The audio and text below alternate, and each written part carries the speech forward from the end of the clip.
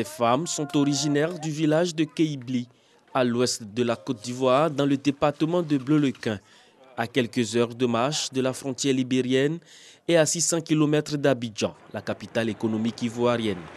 Presque 2 fois par semaine, elles viennent sur cette parcelle aménagée de 3 hectares pour semer et récolter le fruit de leur labeur. Il y a de cela quelques années, elles étaient toutes exilées au Libéria pour fuir la guerre en Côte d'Ivoire. On essaie de les intégrer dans la société à travers ces projets agricoles-là, en leur donnant 3 hectares pour qu'elles-mêmes, elles arrivent à nettoyer avec le peu de moyens qu'on pouvait leur donner. Et voilà le résultat qui est en train d'être produit. Et c'est un très bon résultat qu'on est en train de constater. Espérons que ce projet va les aider à sortir de la misère et assurer leur vieux jour. Depuis son retour du Libéria, Oulaï Odile tente de reprendre la main. Et ce projet y a beaucoup contribué. On est venu là, on ne sait pas comment faire.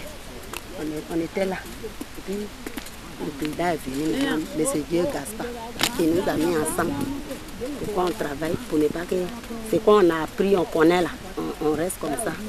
On a commencé là. Ça va un peu. Ça a réussi.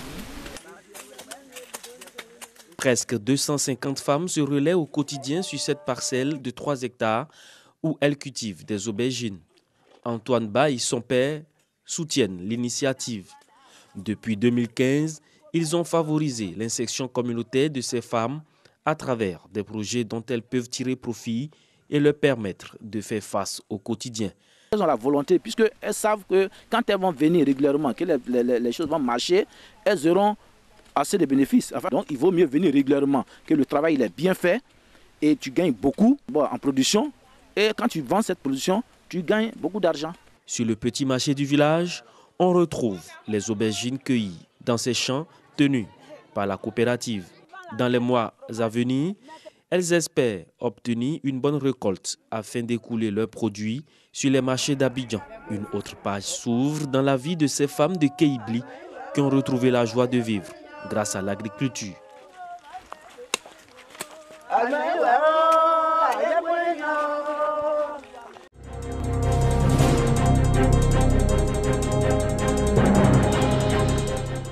Rendre hommage aux femmes agriculteurs de la région de Gbeke qui se battent au quotidien pour nourrir la population et galvaniser les femmes encore à la traîne. Tel est l'objectif de la 4e édition du prix Femmes d'honneur, prix de distinction de la femme battante et modèle dans un secteur d'activité depuis 2014. L'initiative est à l'actif d'une structure événementielle qui fait la promotion du genre. Pour l'édition 2017, 7 femmes battantes de la région de Gbeke, exerçant dans le secteur agricole, seront honorées pour leur dynamisme au cours d'un dîner gala à Boaké. Une conférence de presse est initiée à cet effet pour annoncer l'événement. Elles sont dans les champs, elles font un boulot formidable, elles ont de grosses productions donc en quantité et en qualité et il était bon de nous arrêter un instant à travers le prix et saluer leur travail là-bas dans les champs. Pour la réussite de l'événement, un comité d'experts est mis en place. Comité composé de structures partenaires avec à sa tête la direction régionale de l'agriculture de Gbeke. Ce comité a pour mission la sélection des femmes. D'abord le leadership des personnes qui seront sélectionnées. Aussi voir si ces personnes issues soit du milieu de l'agriculture, de la production agricole ou de la production animale sont suivies par des structures d'encadrement reconnues bien évidemment par l'État. Il y a aussi leur façon de produire, leur rendement sur le terrain. La 4e édition du prix Femmes d'honneur de Gbeke aura lieu le samedi 10 mars 2018 à Boaké.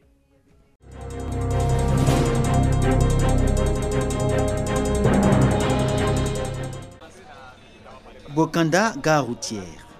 Un véhicule en partance pour Djimokoro est en stationnement. À son bord, des passagers prêts à affronter 52 km de route. Une distance qui devrait être parcourue assez vite, du moins pour qui ne connaît pas ce tronçon. Les habitués, en revanche, nous amènent à le découvrir par leur témoignage. Quand à Djimokoro, en tout cas, c'est pas facile. C'est tellement gâté. Ça ne peut pas rouler. c'est pas... De toute façon, on est en train de partir, quelqu'un peut sortir sur nous, on ne sait pas. Bon, là-bas aussi, à l'état de voiture aussi, c'est pas prudent. À l'heure où je suis là même, je suis tellement fatigué. Bon, c'est vraiment dit, ils n'ont qu'à essayer de voir tout ça. La route à casse camion, quand on quitte à Démocro pour venir à Bokanda, nous-mêmes on est fatigués, les passagers là sont fatigués. À la sortie de la ville commence la première difficulté. Un trou en travers de la chaussée causé par l'affaissement du bitume sur cette partie de la route. Déjà, un signal pour la suite du parcours. Trompeur sur environ 1 km où automobilistes et usagers peuvent apprécier ce qui reste du bitume de cette vieille route, objet d'alarme et inquiétude de tous ces usagers. À partir de Kofia Ousoukro jusqu'à Boka, à Dimbokoro, là-bas, c'est les crevaisons que nous avons. Par moment, on attend qu'il y a des braquages par-ci, par-là. Et tout ça, là, ce sont les facteurs qui favorisent ces genres de situations. Beaucoup de produits sortent de ce département. Le ministre nous a assuré qu'on est dans le programme PNB 2016-2020. On attend impatiemment, y compris la population, la réhabilitation de cette route. Si tout le monde s'accorde pour dire que la route précède le développement, à Bokanda, en revanche, on entend dire, sur le ton de l'ironie, que la route fait obstacle au développement de cette localité, surtout dans le milieu des fonctionnaires. Enseignants, personnel du secteur de la santé et opérateurs économiques qui, faute d'établissement financier à Bokanda, sont obligés de se rendre à Dimokro, même pour la plus anodine des opérations bancaires, non sans grogner. L'état de la route. Il y a des enseignants qui dorment pour problème de logement à Diangokro. Il y a des enseignants qui dorment en ville. Ils ont toutes les difficultés pour y arriver. C'est vraiment... Et ensuite, nous sommes placés au bord de la route, la grande voie. Il y a beaucoup de crevasses. Tantôt, les véhicules balancent vers notre côté, alors que notre établissement n'a pas de clôture.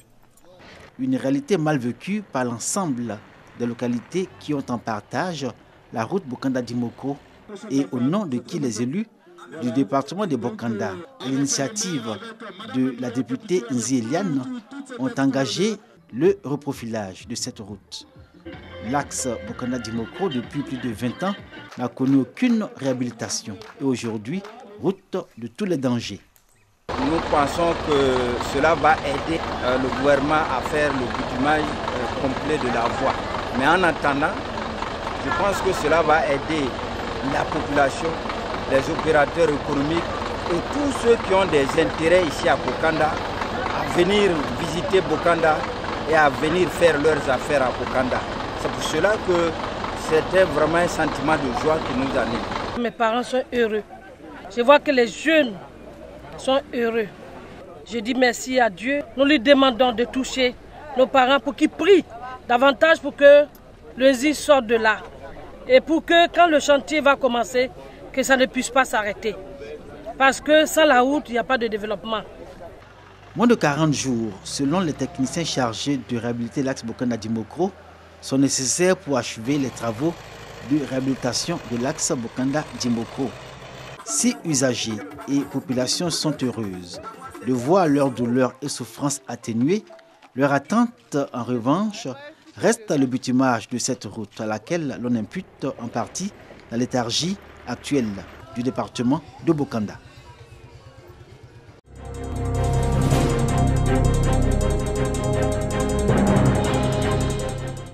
Les producteurs baoulés du café cacao des 135 campements que compte la région de Sassandra s'unissent pour l'amélioration de leurs conditions de vie et de travail. Et à la tête de cette union se trouve un chef. Il se nomme Akakwadio Deni. Il a été intronisé le week-end dernier en présence du président du conseil régional, Philippe Légré, qui salue d'ailleurs cette initiative qui favorise la cohésion. Les Baoulis sont nombreux. Ils sont de grands producteurs de cacao et d'EVA. Et surtout, ils ont une bonne organisation. Ils ont des regroupements et ils ont des chefs. Et des chefs qui le respectent. Ils ont une organisation parfaite. Et donc, cette organisation-là, les uns et les autres doivent pouvoir suivre cet exemple-là. Les 135 campements sont enclavés et manquent de beaucoup d'infrastructures de base, que résume ici le président des jeunes. Nous avons un problème de la route. Nous n'avons pas la route. Nous n'avons pas l'eau. Nous n'avons pas de pompe. Aucune pompe. Nous avons besoin d'électricité. On n'a pas d'hôpital. En attendant la satisfaction de tous ces besoins, le conseil régional envisage dans les jours à venir de reprofiler les voies d'accès afin de faciliter l'écoulement des produits agricoles.